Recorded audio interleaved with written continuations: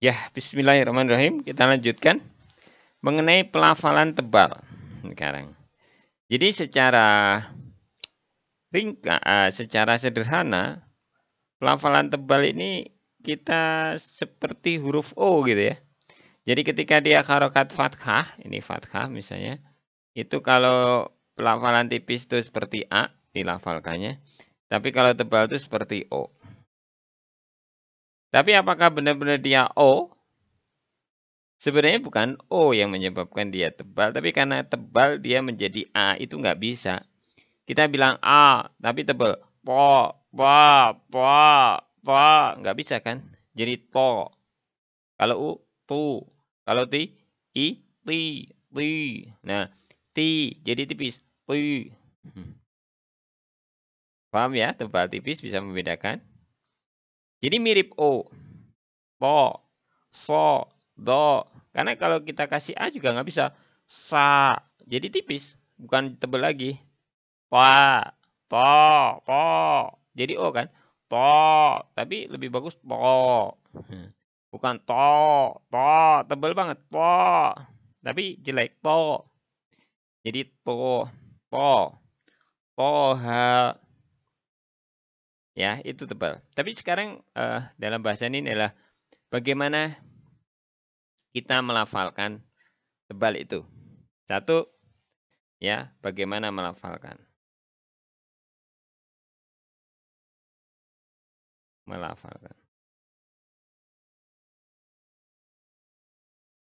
Tebal. Dari sisi lidah, untuk yang tebal gitu ya. Kalau ini misalnya saya lukis lah. Ini langit-langit atas, ini langit-langit bawah.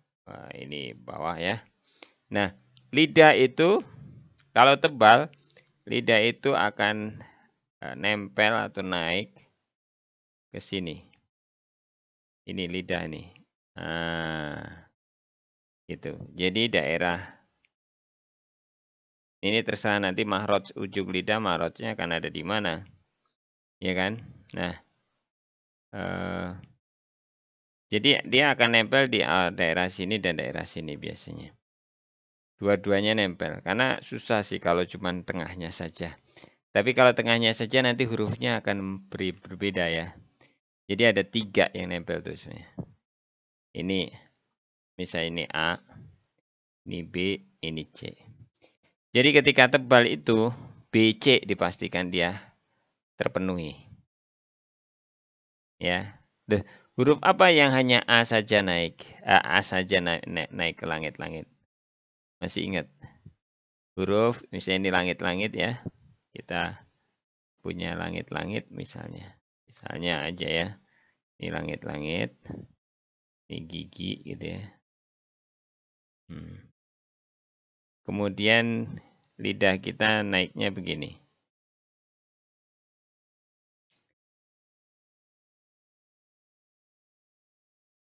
Ini huruf apa? Ya, lam, ro, dan nun. Ya kan dia naik yang A-nya saja. A-nya naik. Kalau yang tengahnya saja naik apa? Tengahnya saja naik. Tengahnya sini saja naik.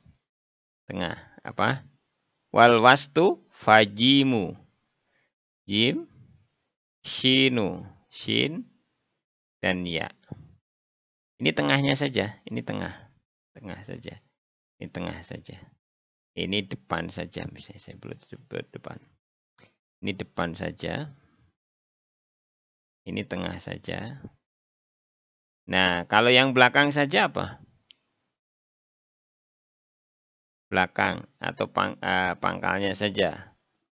Belakang yang C ya. Berarti pangkal lidah atau belakang. Saya nyebutnya di sini belakang ya. Yang belakang lah.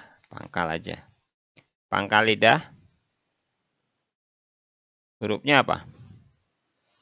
Sebenarnya pangkal lidah yang naik pangkalnya saja. Itu yang dari sisi huruf dia qaf. Kalau kaf dia turun. Tapi dia berada di pangkal lidah. Nah, ada tambahan kalau mengenai makhraj isti'la. Isti'la itu berarti ada huruf untuk yang isti'lanya ya. Kalau qaf kan pangkal lidah memang mahrajnya pangkal lidah. Yang isti'la itu juga naik pangkal yaitu kha dan ghain. Kha dan gha, kha, gha itu pangkal lidah naik. Tengahnya. Nah, karena dia bersifat tebal, mafkhim, maka qa, kha, gha itu nempel ke langit-langit. Mahrajnya ada di ujung tenggorokan, tapi dia dari sifat dia lidah ketika diucapkan maka lidah akan menempel ke langit-langit. Jadi itu yang disebut satu cara mengucapkan tebal, yaitu lidah ditempelkan naik ke langit-langit. Cara persatu lidah. Jadi cara pertama lidah nempel atau lidah nempel ke langit. Ke langit-langit. Atau aula langit-langit. Jadi ini dengan tertutup. Tertutupnya aula. Jadi kalau aula langit-langit itu jadi tebal. Oh, Allah. Bukan Allah, tapi Allah. Lidah tempelin ke langit-langit. Aula langit-langitnya tertutup. Cara kedua, ini saling mendukung ya. Kalau tadi sifat secara teori sifatnya begitu gitu ya, naik. Itu cara teori. Nah, sekarang bukan dari lidah mengeluarkannya itu dari pembentukan rongga rahang, pembentukan rahang. Pembentukan rahang ke rahang tebal. Pembentukan rahang menjadi tebal atau jadi tipis. Tipis ini karena keseharian kita menggunakan bahasa kita yang tipis, maka tipis ini nggak jadi masalah di kita sebenarnya. Yang jadi masalah ketika tebal. Nah, sekarang bagaimana membentuk rahang? Kalau tadi lidah sudah jelas itu memang harus. Jadi bukan salah satu dari, tapi dua-duanya ini kita cobain gitu. Kadang nggak pakai teori yang kedua, itu udah tebal ya sudah.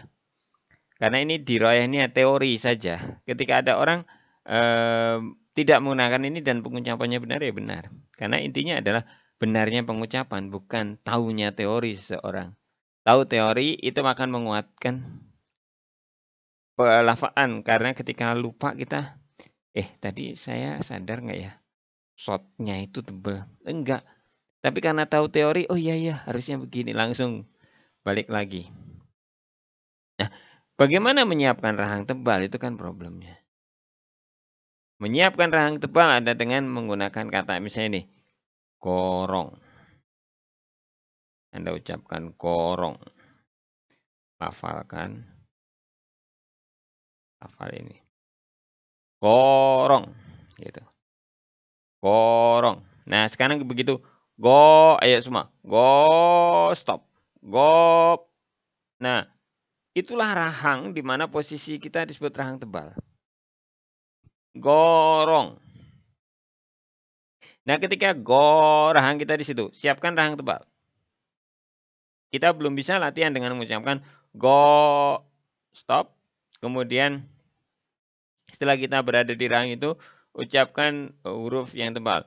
Go, so, to, do. Rahangnya jangan dirubah.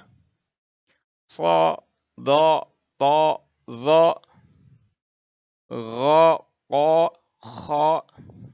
Tebal kan? Nah, itulah cara mengucapkan rahang tebal.